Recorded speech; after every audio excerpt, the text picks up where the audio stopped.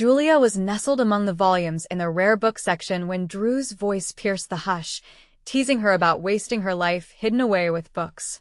She looked up, meeting his gaze. Drew, who stood in stark contrast to her with his designer attire, wore the familiar smirk of someone who felt perpetually victorious. "Hello, Drew," she responded coolly, returning a leather-bound book carefully to its case. She hadn't expected to see him, especially not with news from their mother.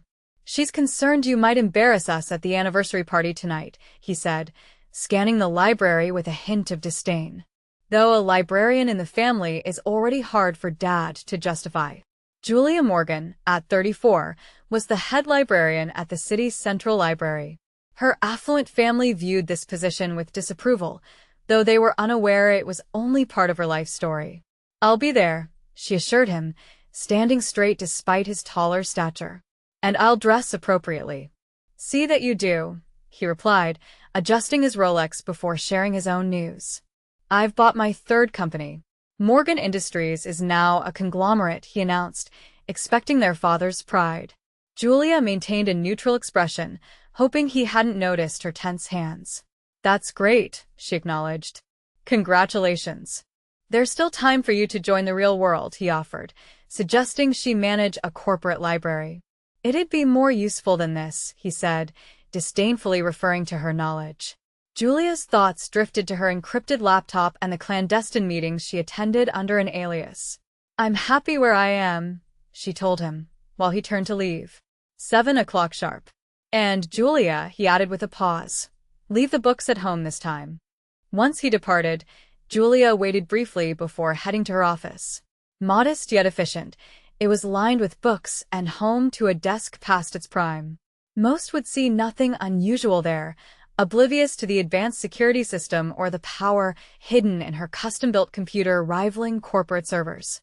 Julia locked the door and opened her laptop, connecting to a secure server where calls from Tokyo, London, and New York awaited. "Good morning, Miss Morgan," greeted her assistant. "The Nakamura deal is ready for review." "Thank you, Sarah," said Julia, perusing the documents. "Has legal finalized their review?" "Yes, ma'am," Sarah affirmed. "The terms are solid. We can proceed at your discretion." Julia glanced at her watch. 5 hours until the party. Plenty of time. "Schedule the signing for tomorrow," she instructed. "And, Sarah, confirm everything's set for the announcement." "It's ready, but are you sure about the timing?" Sarah asked, cautious. Julia thought of Drew's arrogance and the countless dismissals. "Yes," she confirmed. "Tomorrow will be perfect." Sinking back into her chair after the call, she surveyed the empire she'd built quietly. Morgan Global Partners, unrelated to her brother's venture despite the name, had become a leading private equity firm worldwide.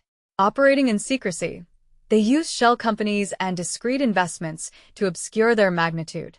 For 7 years, Julia balanced her covert empire and her love for books, a passion that provided cover for her financial prowess. Who would suspect the reserved librarian to be a powerhouse in global finance? Her phone buzzed with a text from Mom, a reminder to fix her hair for the Prescotts, another old-money family her parents admired. Julia replied briefly and began her end-of-day routine. Already prepared were a salon appointment and a dress fitting for tonight's event. Though she didn't flaunt wealth, she could certainly play her part. The salon was hers, a benefit of owning the building and having exclusive appointments. Her stylist, Maria, one of the few confidants of her double life, awaited her. "The usual?" Maria asked, motioning to a chair. "Something more formal today," Julia decided. "A family gathering." "Ah, the famous Morgan anniversary," Maria responded knowingly. "Your brother was here earlier, talking about it endlessly, I presume." As expected. While Maria styled her hair, Julia scanned through emails on her secure device. The Nakamura acquisition was progressing seamlessly, and by tomorrow, Morgan Global Partners would secure control of one of Asia's major tech manufacturers, the same company Drew aimed for. The discussion about the acquisition had been a topic for a while, and even my brother couldn't resist sharing details about his plans endlessly, Maria commented, as if she had tapped into my internal monologue. I chuckled. There's a slight difference between buying and trying to buy a major firm, I replied, catching her reflection in the mirror. Perhaps tomorrow's news will capture some attention, she suggested with a twinkle in her eye. Approximately 3 hours later, I stood analyzing my reflection at home. The image of the modest librarian had vanished, replaced by someone who appeared fully capable of navigating high society. The attire was a stunning shade of deep blue from Valentino, tailored to fit perfectly, sophisticated without being overly conspicuous. My jewelry was understated yet luxurious, pieces favored by those with long-standing affluence. More significantly, I embodied the image my family anticipated, making an effort to blend into their world of opulence. As my phone vibrated with a text, this time from Sarah. "Everything's set for tomorrow. Are you sure you don't want to reveal it tonight?" she inquired. My reply was succinct. "Let them enjoy their evening. Tomorrow will suffice." The estate appeared festive. A grand display of lights adorned the Morgan family residence as I arrived. Recognizable cars, Bentleys and Rolls-Royces, lined the driveway belonging to families intertwined with ours for generations. A valet promptly approached as I arrived in my modest Audi, a deliberate selection to balance between not embarrassing my parents yet not drawing excessive attention to my librarian's earnings. Miss Morgan Jenkins, our family's loyal butler, welcomed me warmly at the entrance. "Your parents are in the main hall." The party's essence greeted me before the visuals did. The soft hum of cultured dialogue, the delicate clinking of fine crystal, the subdued tones of a string quartet playing gently. This world was my parents', one I had chosen to sidestep, at least in the public eye. "Julia," my mother's voice gracefully traversed the hall, "you're looking quite presentable," she appraised me, her ultimate compliment, acknowledging my effort. Elizabeth Morgan never fully embraced my choice of books over business, yet tonight, my presence seemed adequate. "Happy anniversary, Mom," I greeted, planting a kiss on her cheek. She was indeed striking, a paragon of elegance. Even at 60, her friends jested that perhaps she had an agreement with darker forces to retain her striking youth. "Your father is by the fireplace," she pointed, her gaze already filtering through the crowd for notable attendees. "Do greet him before you vanish into the library." Navigating through the gathering, I exchanged air kisses and reciprocated queries about my work at the library. These individuals, acquainted since childhood, never quite grasping my career inclination. "There's my girl." My father's hearty voice resonated as I neared. Surrounded by familiar companions, business partners and golf cronies who had been fixtures in his life for years, he enveloped me in a jovial embrace, the subtle slur a telltale of an early start to festivities. "Still embroiled with those books?" Harold Prescott jested, his tone laced with thinly veiled derision about my chosen occupation. "Indeed," I confirmed. "Someone must safeguard knowledge for posterity." Their laughter patronizing, humoring what they perceived as a benign eccentricity. "Speaking of posterity," Dad interjected with pride, "where's your brother? He's to share significant news." Right on cue, Drew made his entrance, champagne in hand, now in an even more resplendent suit, his Rolex catching the room's light as he addressed everyone. "Your attention, everyone," he beckoned, his voice exuding authority. Thriving on the spotlight, this was Drew's domain. "As many of you are aware, Morgan Industries has seen substantial growth this year," he began, engaging his audience. "Today, I'm delighted to disclose we're approaching perhaps our grandest acquisition yet. By this time next week, Nakamura Tech's banner will be under ours." Applause filled the room. Pride beamed in Dad's eyes. Mom subtly dabbed tears with her monogrammed handkerchief. I sipped my champagne, poised for the unfolding developments. Drew arrogantly reassured. "The deal's not completely sealed yet, however. Sources assure me it's mere formality at this point." "That splendid son," Dad praised. "You've always had it in you. A true heir to the business legacy." Drew basked in the admiration, soaking congratulations, until his gaze fixated on me. "And what say you, little sister? Ready to concede your backing of that dubious plan?" His voice, steeped in condescension, challenged me. Meeting his gaze, I retorted calmly, Perhaps you should avoid premature celebrations. Laughter engulfed the room, his sneer reflecting the dismissal. Always the cautious one, Jules. A life in the library instead of constructing empires. Maybe, I agreed mildly, but I comprehend the value of comprehensive research. Drew's eyes narrowed, never fond of being outmatched linguistically, viewed big words as intellectual challenges. Due diligence, he echoed scornfully. Rest assured, top-tier lawyers are ensuring everything's scrutinized. I offered a serene smile, raising my glass. Then perhaps the revelation will come to fruition tomorrow. His brow furrowed, sensing underlying notes in my words, but before further inquiry, Mom summoned guests to dinner. A testament to classical grandeur, the dining room awaited. Oh, priceless china and the elegance of gleaming mahogany set the scene as I took my designated seat, bemused to find myself at the far end of the table, distanced from significant guests. As the first course was served, Drew, seated near Dad, skillfully captivated the guests with his stories about his business triumphs. I mostly stayed silent, joining the conversation when directly addressed, but otherwise, my attention was on my meal. I simply don't understand, murmured Mrs. Prescott beside me. You were always so bright in school. You could have achieved anything. Why squander your life on books? I pondered the best response, aware that everything would be different in just 12 hours, but for now, I had to maintain my role. Books are never a waste, I replied softly. They teach us that things aren't always as they appear. She sighed in dismay at my answer. At least your brother is maintaining the family name. It must be difficult watching him climb to success while you. She trailed off. Well, it's not as hard as you might think. The rest of dinner sped past in a haze of subtle derision and backhanded compliments. Over the years, I had learned to let them wash over me like water. When dessert was served, Drew once again drew attention. I'd like to propose a toast, he declared, raising his glass.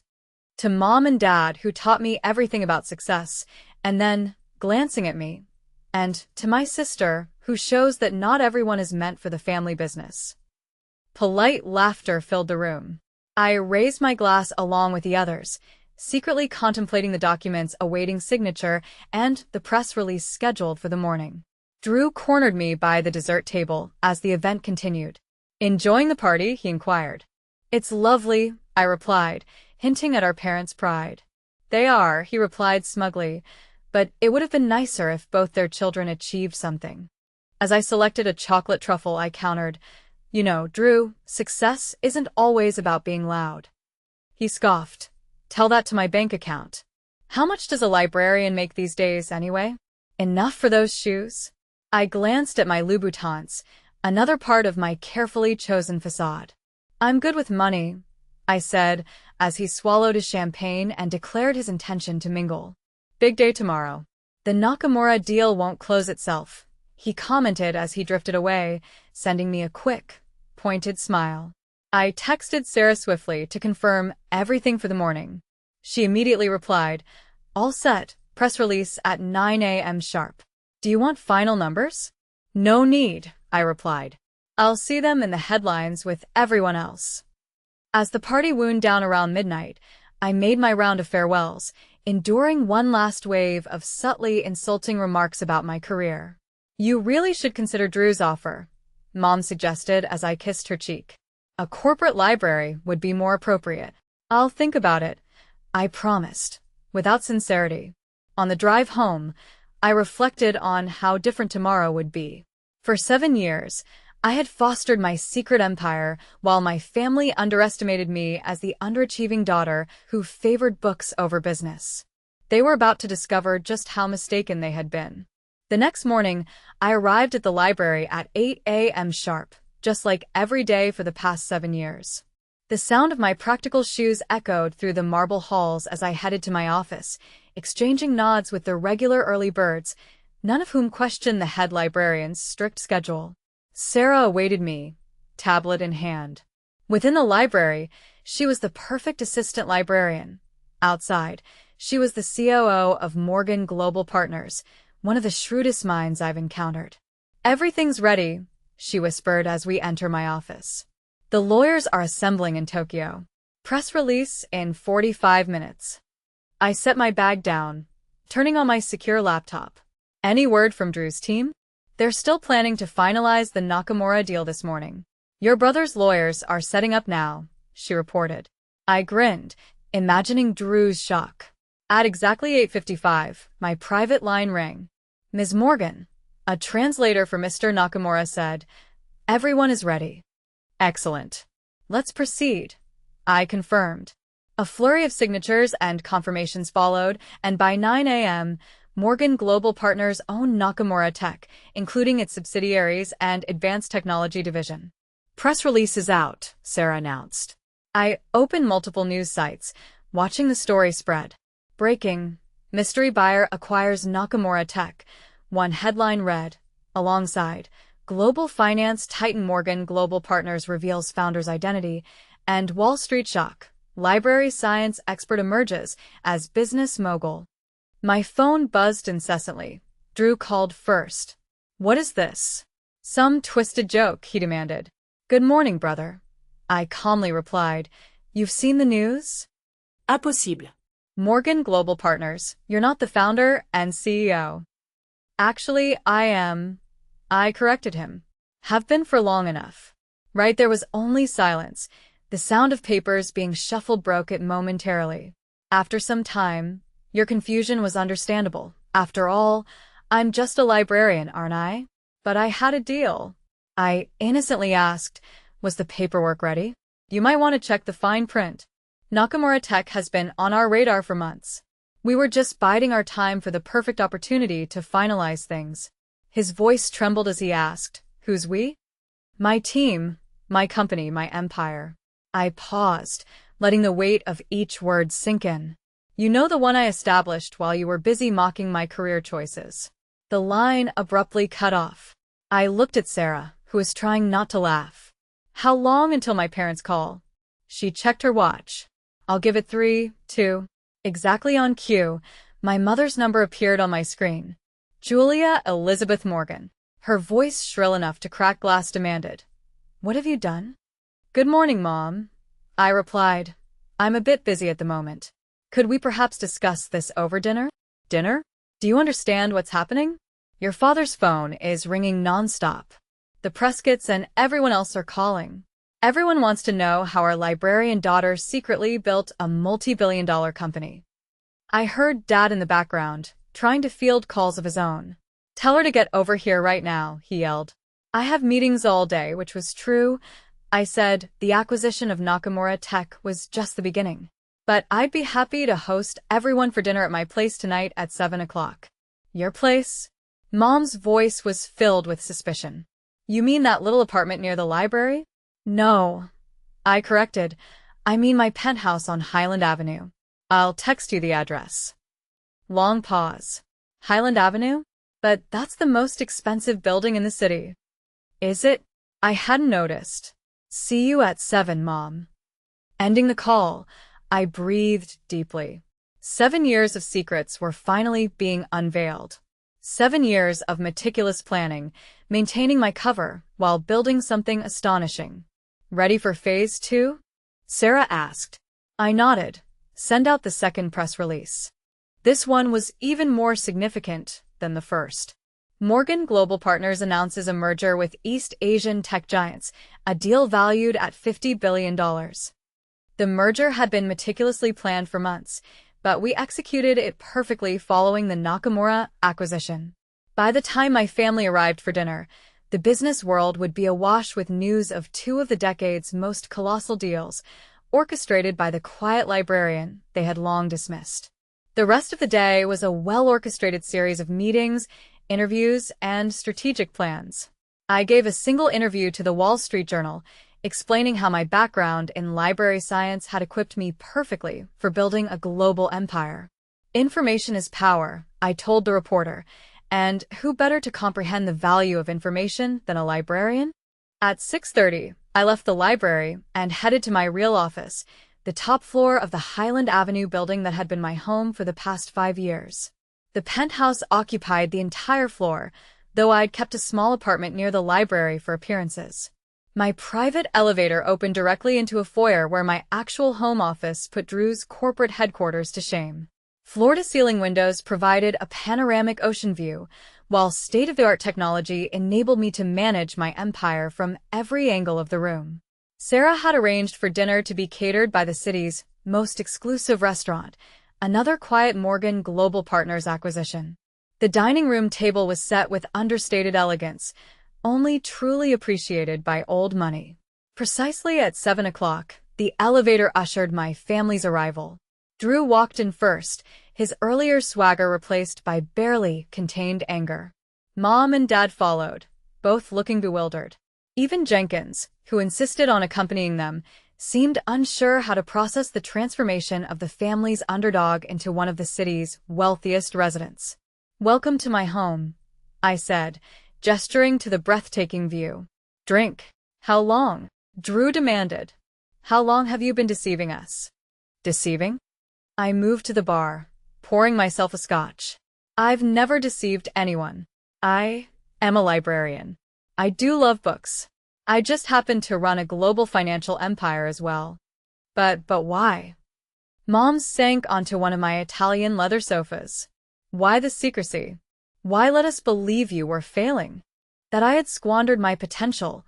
I completed for her. "Perhaps because you never looked past your assumptions. You saw what you expected, a disappointing daughter who chose books over business." Dad stood by the windows, gazing at the city he thought he knew so well. "All this time," he murmured. "All those companies we've read about, the mysterious acquisitions, that was you?" Drew said flatly. "Morgan Global Partners, the competition everyone's been trying to unmask, the shadow empire reshaping the market." I smiled. "It does have a nice ring to it, doesn't it? I prefer to think of it as a knowledge empire. After all, knowledge is power, right, Dad? That's what you taught me." He turned to face me, and for the first time, I saw something new in his eyes. Respect. "The Nakamura deal," he said slowly. "How long have you been planning that?" "About 6 months," I replied, though I've owned controlling interest since then. For over a year, their subsidiaries were being monitored by me. I turned to Drew and asked if he ever wondered why they consistently found reasons to delay his offer. Drew's face changed from red to white. "You've been playing me all along," he accused. "Not playing," I replied, "competing. Isn't that what you always wanted? A chance to show who's superior in business." Drew erupted. "But it wasn't fair. You had insider information, secret resources." I laughed. "You mean like the information you get from your golf buddies? The deals made on private yachts and exclusive resorts." I set my glass down carefully. "I built my empire with intelligence, hard work, and a deep understanding of information flow. Everything I learned in my little library gave me an edge that was invisible to you." "Dinner is served," a voice announced subtly. We moved to the dining room, with the tension as thick as one of my sterling silver knives could slice. Mom kept glancing around, trying to reconcile this setting with her mental image of my life. Dad seemed lost in thought, likely reevaluating every business decision of the last 7 years. Eventually, Mom said, staring at her perfectly arranged place setting, "I suppose this explains how you could afford those Louboutins." I couldn't help but chuckle. "Yes, Mom. Focus on my shoe budget." "What happens now?" Drew asked, pushing his meal around his plate. "Going to buy out Morgan Industries too?" "Actually, I have a different proposal," I nodded to Sarah, who appeared with a folder. "Your company has potential, Drew, good bones, as they say in real estate. What it needs is vision and modern infrastructure." He frowned. "What are you suggesting?" "A partnership. Morgan Industries handles the traditional side while Morgan Global Partners brings technology and global reach. Together, we could build something even bigger." "You want to work with me, after everything?" "No," I corrected. "I want to work with the businessman you could become if you let go of your ego and saw value in unexpected places." Dad set his fork down. "Julie is right," he said, surprising everyone. "This is an opportunity, Drew, a chance to be part of something bigger than ourselves." "But she lied to us," Drew protested.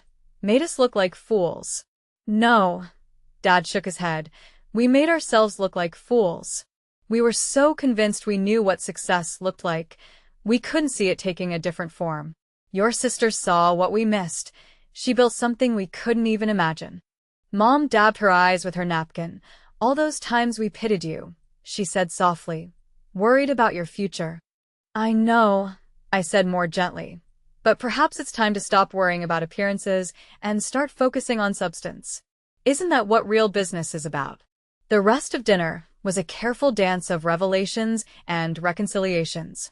I explained how I built my company, how the library provided a perfect veil and connections. Dad asked increasingly detailed questions about my business strategy, his initial shock giving way to genuine admiration. Even Drew began to warm as I outlined my vision for our potential partnership. By dessert, he was suggesting ways to integrate our operations, his natural business instincts focusing on creation rather than competition. There's one thing I don't understand, Mom said as coffee was served. Why reveal everything now? Why not just stay in the shadows? Because, I said, looking at my brother, sometimes people need to be reminded that success doesn't always wear a suit and tie, that power doesn't always come with a Rolex and a corner office.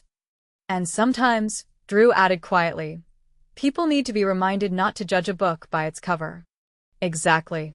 Later that night, after my family had left, Dad with a stack of proposals to review, Mom with a list of social events to rethink, and Drew with much to ponder, I stood at my window watching the city lights. Sarah joined me, handing me a fresh scotch. Well, that went better than expected, didn't it? I smiled. Or did it go exactly as planned? You knew they'd react this way? I knew they'd have to confront their own biases, their assumptions about success and worth. I sipped my drink. The question is whether the lesson will stick. She checked her tablet. Stocks are up 30% since the announcement. Your brother's company is up 10% just on rumors of a potential partnership. Good. Let's give it a week, let everything settle, then announce the merger. By then, Drew might actually be ready to be a real partner.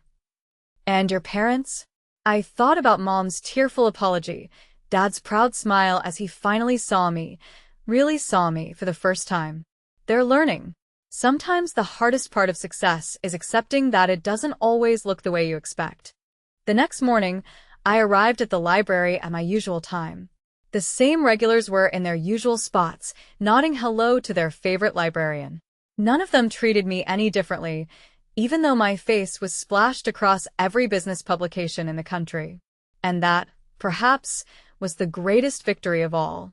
In a world obsessed with image and status, I built something real, something that didn't need designer labels or social validation to prove its worth. I was still a librarian, still in love with books. I just happened to be a billionaire too. Knowledge, after all, comes in many forms, and sometimes the most powerful people are those you least expect.